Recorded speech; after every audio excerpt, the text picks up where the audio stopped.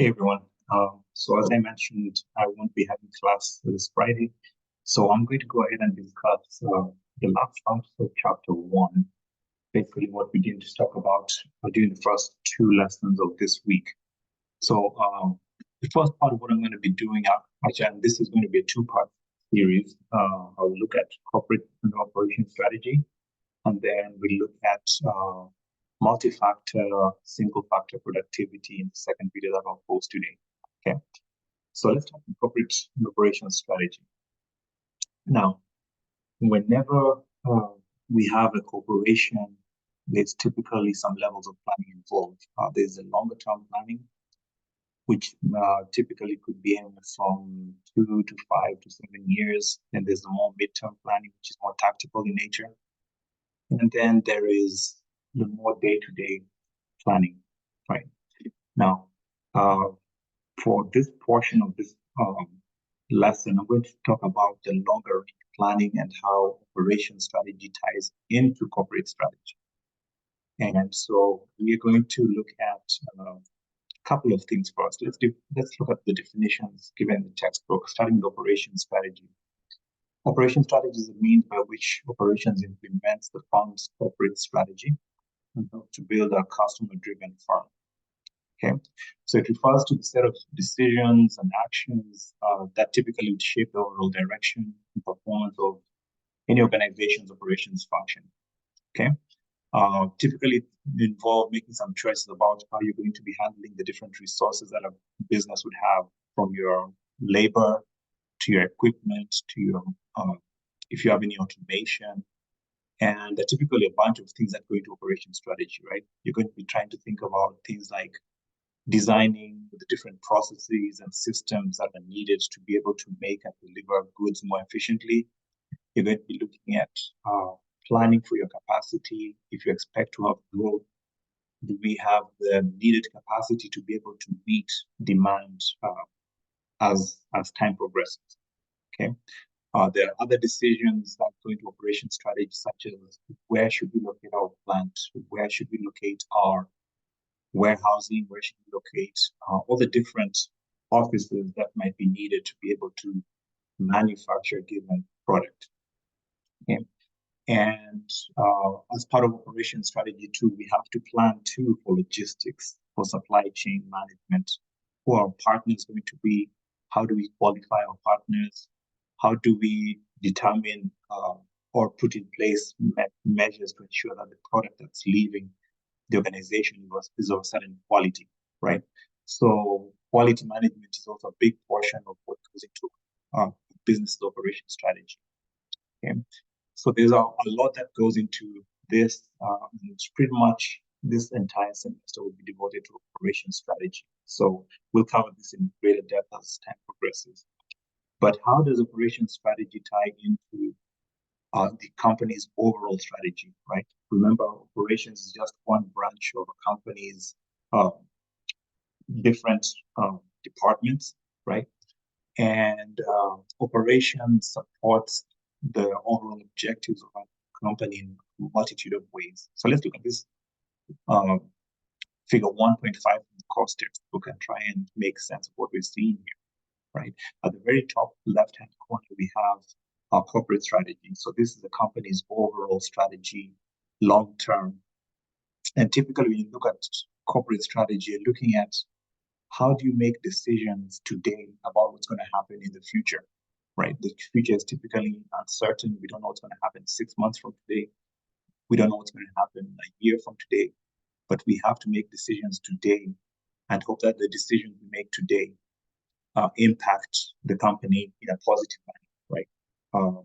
Company's management is typically held accountable by the company's shareholders, who are typically the company's owners. So if they don't get their act right, then chances are that the company's forecasting efforts, the company's projections might be off, right? So how they go about planning for this typically involves a couple of things. One would be figure out what's happening in the macro environment, right?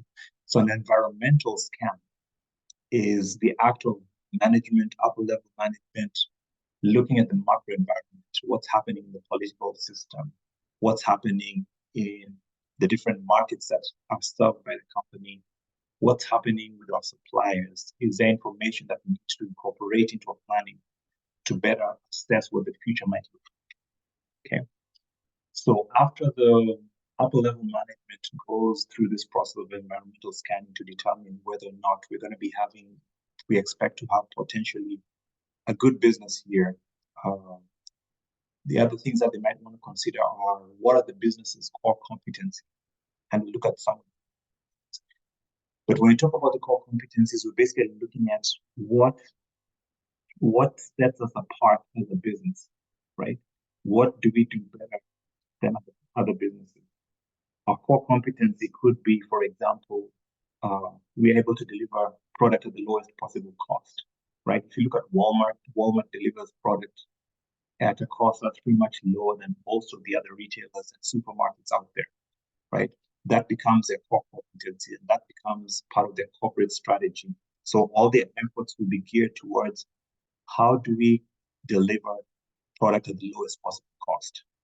Okay, and we'll look at some of the core competencies in a few moments. Okay, now upper level management, part of corporate strategy, might also want to look at for us to be able to deliver on these core competencies. What are the core processes that we have to focus on that's going to enable us to meet our core competencies and to use those core competencies to deliver the type of value that we want to have as a business? Okay. So we'll also look at some of the core processes and how companies going to assessing what processes to have in place to ensure that they're able to meet the corporate strategy most efficiently. Okay. And the last point here about global strategies talks about the fact that corporations no longer work in a vacuum where you operate locally. For the most part, most companies have to think about competitors on a more global scale, right? So as we're planning our strategy, we have to also plan for how does our globalized world impact our strategy? How does our competitors, being not just local, national competitors, being global in nature, impact our ability to operate both in the local markets as well as our international markets? Okay, so our corporate strategy is very much how do we expect to run this business over the next few years? Okay, and if you look at the arrows that we have here, corporate strategy builds up of the different departments that a company has. And one of those departments is our operations department. Okay. The guys in operations are tasked with managing various processes, right? From the moment that materials are delivered to the company's plants, to the moment to the processing of those materials into making final end product. All those activities that happen within the plant, within the distribution center, within all the different parts of a company's supply chain ties into our corporate strategy. Okay. Now, the people in operations have to take this information about our core competencies and our core processes, and then try and figure out whether or not do we have the capacity and the capability to make what we need to make over the course of the time frame under consideration, right? So one of the things that we're going to be looking at, I think in chapter 10 and chapter 11 would be how do we assess our capabilities, whether or not we have the capability to make what we need to make, right? And it typically starts off by figuring out what's our current capability. How much space do we have? How many equipment do we have? How many employees do we have, right? Are those sufficient to meet our current needs? Okay. After assessing what we currently have, we start projecting into the future, right? So this is where sales and marketing comes in with info on projections on sales, and we incorporate that information and ask the question of, do we have sufficient capacity? Do we have sufficient capability to meet that future requirements that we might have? Okay. Now, if we notice that we might have a gap in where we are versus where we need to be, then even other departments come into play as well. Our human resources department are also forced to project how much personnel do we think we're going to need into the future, right? Our industrial engineering personnel will be forced to try and plan to how much space do we need, how much equipment do we need, and all that. Okay. Now, all that's ties to corporate strategy, because all of these things are tied into this initial overall plan that we have for the long term. Now, the people in sales and marketing have a very significant role throughout this whole entire corporate strategy formation process. Right? They're forward facing, they understand the market better than most people in the organization. And because of that, they play a very significant role in trying to determine what a market needs, how does the product that the corporation make fit into what are the needs of the customers, right? Marketing plays a role together with people in research and development to try and put together a product that might hopefully meet the current and future needs of the company's customers. Okay. And if you look right in the center where we have this purple box here, we talk about competitive priorities, and I'll talk in depth about this. Competitive priorities are just what does the corporation want to focus on to be able to give it kind of like its niche within the industry, right? What do they want to compete on, right? A company like Walmart will want to compete on cost more than, say, quality, right? They have the decent quality, but the focus for the most part would be on cost, right? So if the competitive priority is on cost, they would try and figure out what are the different things we need to be able to incorporate into our system, to the entire supply chain, to enable us to drive down costs. Okay? A company like Rolex that manufactures luxury watches might not necessarily have cost as an issue, because Rolex's customers typically are willing to pay, say, $5,000 to $10,000 to $20,000 for a watch. So for those type of customers, the company's competitive priority might be quality, not cost. Okay. Some companies might have a focus on delivering product in a timely manner, right? One thing that you notice with a company like Amazon is that they have captured a lot of the retail market space because they've had this focus on trying to bring products to customers in a very timely fashion, right? So next day delivery becomes a priority, or 2-day delivery. And that's something that they've managed to do so well that customers see value in the speed at which they deliver the product to them, so that the customers do not have to walk into a physical supermarket or into any other retail outlet. Okay. So this in a nutshell, this diagram right here represents how the different functions within a business act towards enabling whatever corporate strategy has been put in place by upper level management. Okay, so let's talk a bit about just a little bit more about competitive priorities and capabilities, because these are two things that I typically test on our ability to take note as things that I find important. Starting with competitive priorities. Okay. If the definition of competitive priorities is given as the critical dimensions that a process or supply chain must possess to satisfy its internal or external customers, both now and in the future. Okay. So when you're looking at business, and let me think of a different company to look at here. Let's focus on Apple, right? So Apple is a very well-known, very well-established brand, one of the world's largest companies. There's certain things that Apple does to enable it to stay at the top of that food chain, at the top of its industry in terms of driving sales, right? Its competitive priority might be on the delivery of a quality product, right? And if once we know that that's what we compete on the basis of, then Apple would then have to ask itself, how do we enable that specific priority to be achieved, right? If our customers believe that our product is of high quality and are willing to pay a premium for that, what should we incorporate into our processes, both at the plants, at the supplier locations, in our distribution networks, that will enable us to be positioned within the industry as a high quality manufacturer of computers and phones and all that. Okay, and a bunch of different competitive priorities we'll look at in a moment. The second dimension to this is what are the competitive capabilities? Okay, so the competitive capabilities are very similar to competitive priorities, but now this focuses on what do we already have in place, right? What are the costs, quality, the time, flexibility that the different processes that we have in our system have to actually deliver what we want it to deliver, right?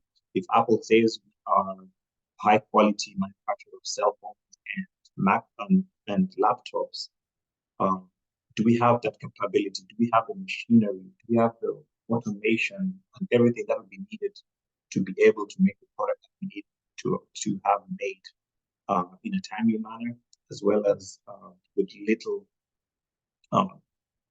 little risk that our product will have defects and things like that. So these are the two things that we'll be looking at. Okay, I'm going to stick on this example of Apple because Apple is a great company to have a reference point. They've managed to achieve a lot in the 40 to 50 years that the company's been around. Right now, when you're looking at the different companies within any given industry, we have what are called order winners and we have what are called order qualifiers. Okay, let's start with an order qualifier. Any company that has a product that the market could purchase can be considered an order qualifier. Okay, so if you look at the laptop space, we have a whole bunch of companies making laptops. There's Acer, there's Apple, there's Dell, there's IBM, so makes up. But we have a whole bunch of laptop manufacturers, right? As long as they have a product that they could present to the market, they have a product that qualifies them to be a player within that given industry. Okay, so at a minimum, they can sell a product, and typically most corporations that have been around typically have a product that enables them to be considered an order qualifier. Okay, but an order qualifier is not necessarily an order winner. And the difference between these two is that an order qualifier gets you in the door. Being an order winner keeps you in the game for the long term.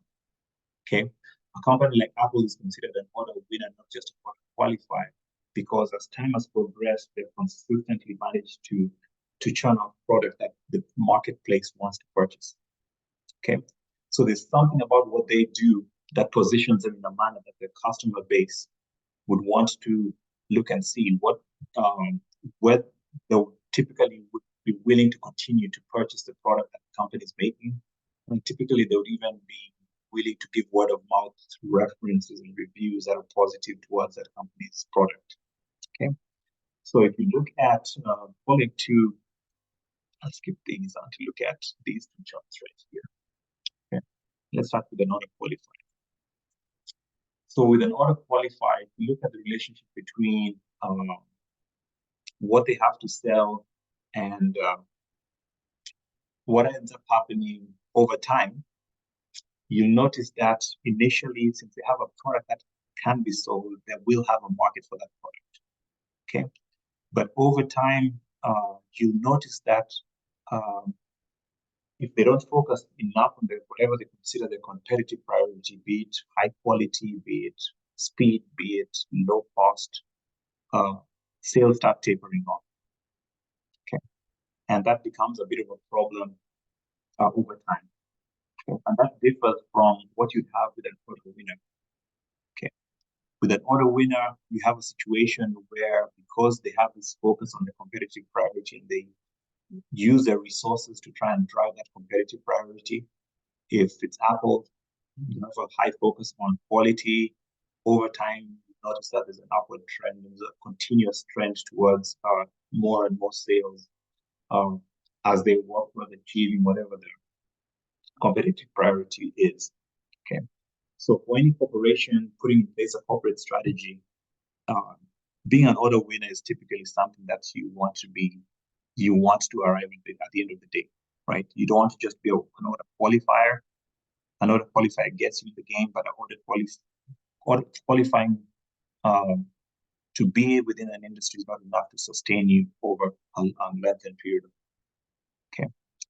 Um, we have another example that I give here is um, BlackBerry. BlackBerry used to sell cell phones, and back when I was I'd say back in the 2000s to the 2010s, BlackBerry was a pretty significant competitor, especially in the business cell phone communication space, right? But over time, one thing that ended up happening is that people started shying away from Blackberries. And it had something to do with BlackBerry losing the initial focus that they. And for BlackBerry, one thing that was very significant about BlackBerry was that it was an innovator in the field. It brought about a cell phone that had features that other cell phones at the time did not have, right? And people in the business workspace found it very useful to have a BlackBerry, right? Fast forward 2023, 2024, we don't have anybody owning a BlackBerry anymore. I think BlackBerry has shifted more into storage and handling of data rather than cell phone manufacturing. That has to do with they lost track of what customers actually wanted in terms of innovation. Right about the time when Apple came out with the touchscreen cell phone. Okay. So their trajectory ended up like this, but eventually tapered off almost completely. So it actually almost completely concave, and ended up being a situation where that business was no longer tenable. Okay. So let's look at some of the different competitive priorities that companies might want to focus on, right? If you look at Walmart, Walmart is known for this everyday low pricing slogan that they have, right? And the reason for that is that everyday low pricing is their competitive priority, right? They believe that they can drive value by positioning themselves as having a product that is more price competitive than any other customer or any other player in the market out there, right? So they do that pretty well, and they're known for that specific space within the supermarket or retail industry. Okay. We have competitive priorities of having top quality. That's why you have companies like HP, companies like Apple, companies like Rolex that focus on delivering a high quality product at all cost, right? And typically for companies that focus on high quality, they will charge a premium for that high quality because those people who want to purchase that product are willing to pay something extra for the type of quality that they expect to have from that company. Okay. And you'll notice too that when you look at competitive priorities, it's typically hard for some of these priorities to work together, right? So, for example, it'll be hard for the very best quality of watches to be found being sold at a Walmart because Walmart will be focusing on a different segment of the market, which is not necessarily those who purchase Rolexes, right? So even if they might have a watch section, you typically might see that level of product being sold. Okay. The third priority that we have here is similar to the second one. It's just that now this looks at not just having a quality product, but having that quality replicated over and over and over and over again, right? If I go to a McDonald's today in Statesboro, or go to a McDonald's in New York, go to a McDonald's in San Diego, and I order a Big Mac, the quality of that product is consistently, the taste of the Big Mac is consistent across the country and maybe even across multiple nations, right? So a company like McDonald's or Burger King, the focus is on a unique quality experience, but they want that experience to be replicated over and over.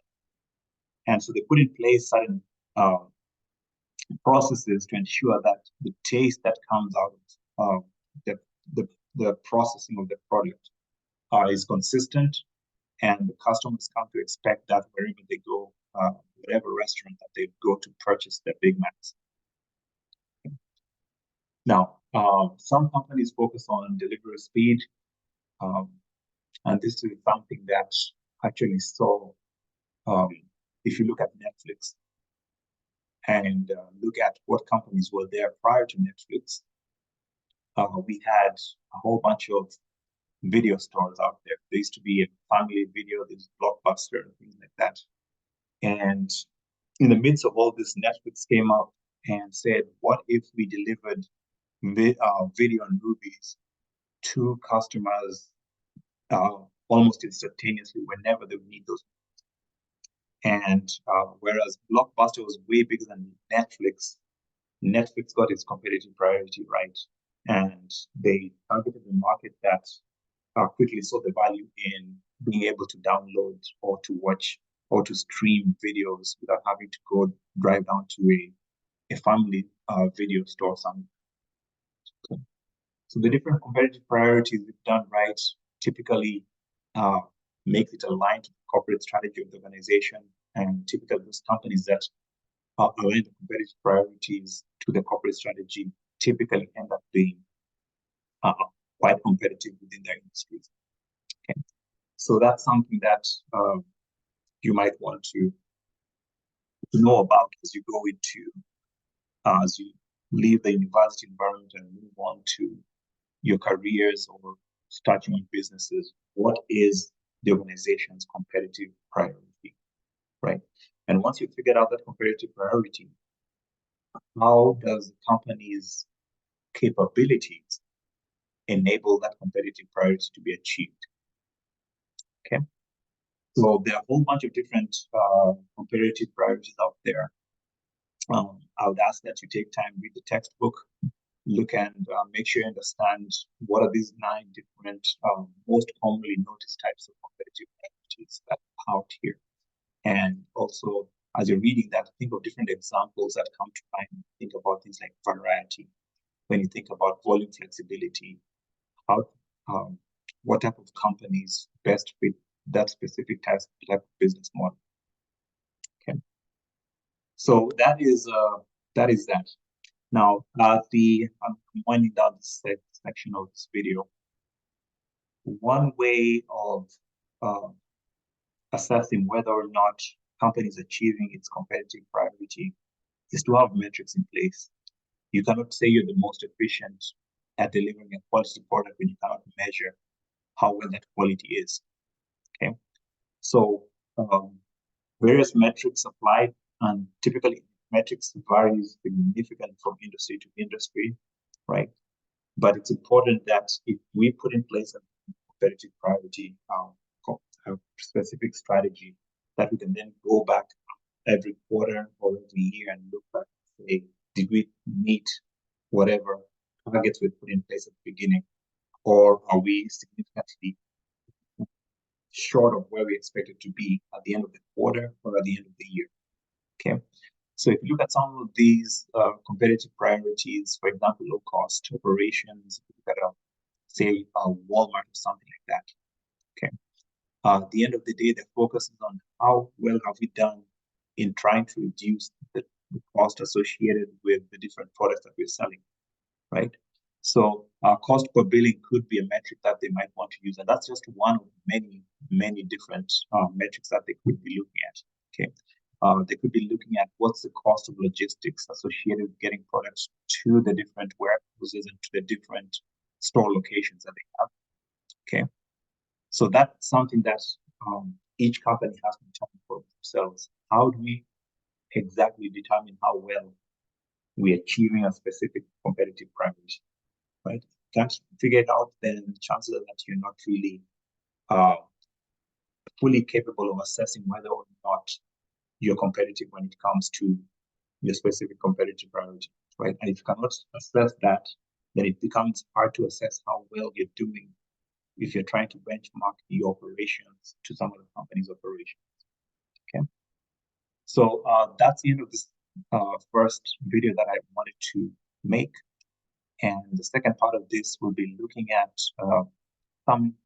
one very basic metric, and then we'll call it an end to chapter